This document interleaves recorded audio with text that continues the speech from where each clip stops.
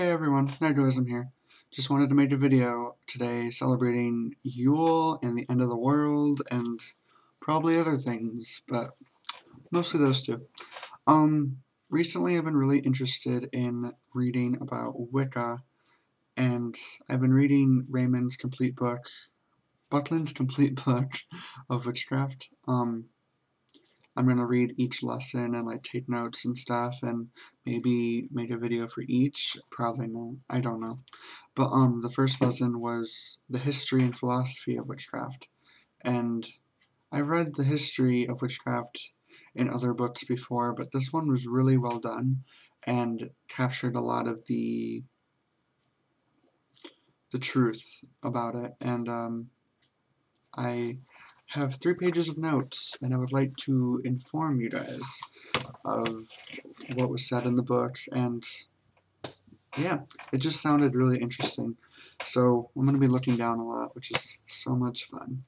But yeah, 25,000 years ago, people had many deities for the different parts of nature, like oceans and the sky and rain and rocks, and it was everything had a spirit. It was animism at its finest. Everything had a soul. But when the times changed, so did their needs. The need to eat. Hunting was very important, so god of the hunt came to be.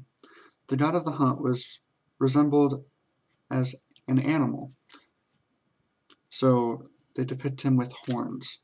I wasn't a fan of this idea in the beginning of my studies because, I don't know, to me it really had coming from a Christian background, it really had a Satanistic feel to it, and I didn't appreciate that. And this actually explains where that idea came from, that similarity. Then, the more of need, I can read, the need for more people happened, so sex happened, creating the need for a fertility goddess. I've always loved the idea of the tri part of the goddess, the mother, the maiden, and the crone. It shows all the aspects of a strong woman, and I really appreciated that. Over time, people traveled, spreading the god and goddesses' names, and different names were given to them. Different roles, too. When hunters hunted, some didn't return, so the god of hunt became god of death.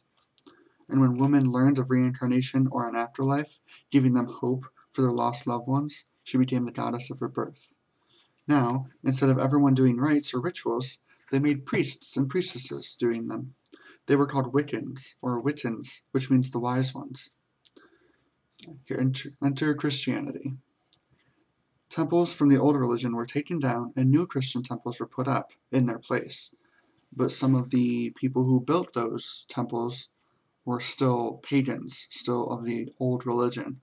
So they crafted some of the god statues into some of their images of their god and goddess statues. So that's pretty funny that the Christians were worshipping pagan deities, thinking it was their one god. It's a little rude, actually, but funny and still.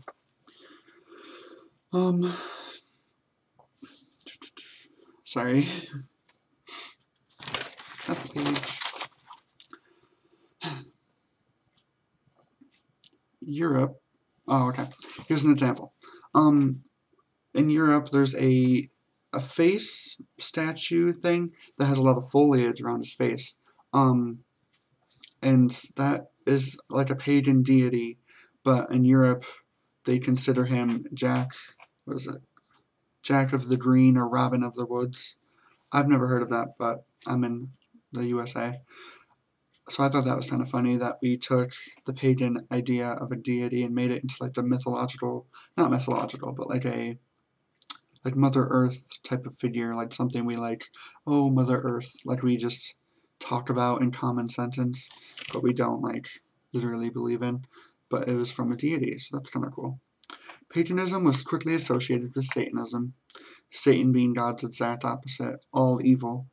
Since pagans viewed their God being horned, they fused that together with their Satan. When actuality in Christianity, God can't have any evil in him, so Satan exists to take that fall. In the old religion, deities are both equally good and bad, since they are based off of us humans, who are good and bad. Being pagan just wasn't good back then. Let's break it down a bit more. Pagan, one who comes from the country. They considered that an insult, a derogatory term to just spat out at pagans when it just meant you are from the country. They are so rude back then.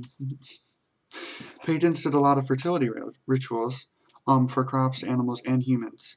This angered the Christians, and some Christians blamed the pagans for making plants and animals barren, when doing that would actually hurt the pagans as well, so why would they do that? Agricultural fertility rituals consisted of people dancing under the moon, holding pitchforks while riding poles. They jumped, and which was supposed to teach the crops how high to grow. Christians saw this and made it an evil fertility satanistic thing. They associated Satan with the pitchfork and that witches rode brooms underneath the full moon naked. Christians are just geniuses, let me tell you. In 1486, two German monks, Heinrich Kramer and Jacob Sprenger, wrote the second most favorite book for Christians, first being the Bible, the Witch's Hammer, or Malleus Maleficarum. It taught people how to hunt and kill witches.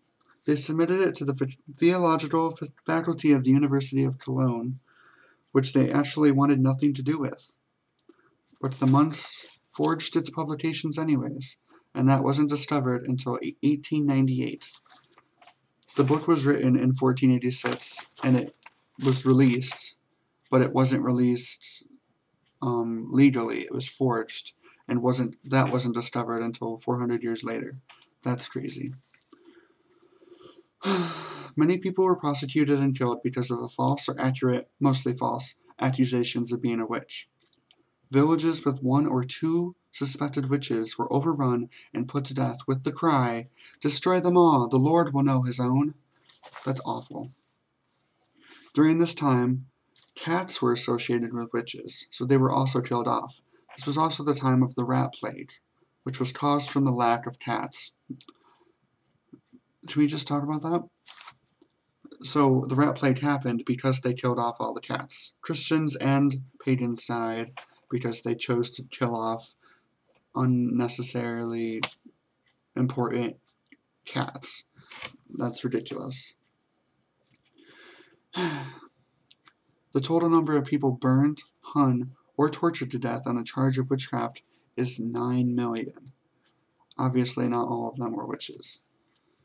Sex was seen as evil, so if a married couple had sex, there were rules.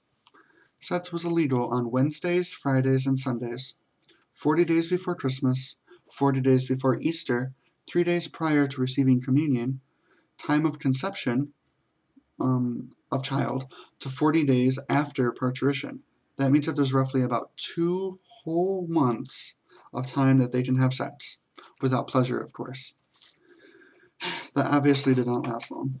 People love sex. They rebelled against their god of love and chose that other guy, Satan. Satanism was a parody, a mockery of Christianity. Since Satanism was anti-Christian and witchcraft was anti-Christian, witchcraft is equal to Satanism. That's where that association came from. In 1604, King James I passed a Witchcraft Act, which repealed in 1736, and was replaced by an act that said that witchcraft didn't even exist, and you were charged as being a fraud if you said you had paranormal, occult powers. Witches finally fully went into hiding, and Christianity flourished. The printing press blew up, and the only books that existed about witchcraft were written by the church, very biased. And now we jump to 1921. An eminent anthropologist, Dr. Margaret Alice Murray, she wrote a book called The Witch Cult in Western Europe. The first written word that finally shed some light on the old religion. Although some facts were wrong, it was mostly right. Her second book was The God of the Witches in 1931. In England in 1954, the last laws of witchcraft were repealed. Witches' voice can finally be heard. That year, Dr. Gerald Gardner wrote Witchcraft Today, first to come out of the broom closet, and admit to being a witch himself, announcing not only was it religion, it still is today. The old religion was mostly an oral tradition, meaning word to word, passing traditions that way. That's how it spread. Since it was still fear of persecutions returning, they resorted to writing their rituals down and sharing them from coven to coven in something they call the Book of Shadows. That's where that term was founded. Many traditions and denominations exist today, all over the world. The old religion becomes Wicca, a religion that draws from the old ways of attuning with the earth and honoring the god and goddess. We've survived 25,000 years through persecution hiding in shadows. Now we are standing in the light. That's crazy. Sorry for reading the entire video, but I wanted it to be perfect. I think it's crazy that Christianity is still probably the #1 leading religion and always will be, just because of traditions of that being passed down from family to family as well. And I mean, I totally honor every religion. I was Christian, and I still see God in that way as part of my religion. But some of their actions, especially back then, now we have common knowledge, though, common sense, and you think that that would stop, but no, persecution still exists in some way or whatever. I just enjoyed the fact that Christians back then pretty much caused every pain that they had. They built temples after destroying pagan temples and had pagans rebuild new statues that were like trolling them, as in putting their pagan deities in the form of the god. It was, yeah, and destroying all the cats, which would have totally made the rat plague not even exist, which killed many people. Just making up ridiculous accusations about how evil we are when we were there first doing so well, honoring the Lord and Lady, the God and Goddess, nature, and then Christianity comes and was like, oh, we have this one God, nature's okay, but it's not in our laws or anything. But yeah, I just wanted to share that on this wonderful day today. Merry Yule, everyone, and I hope the end of the world isn't that near as everyone believes. So, bye.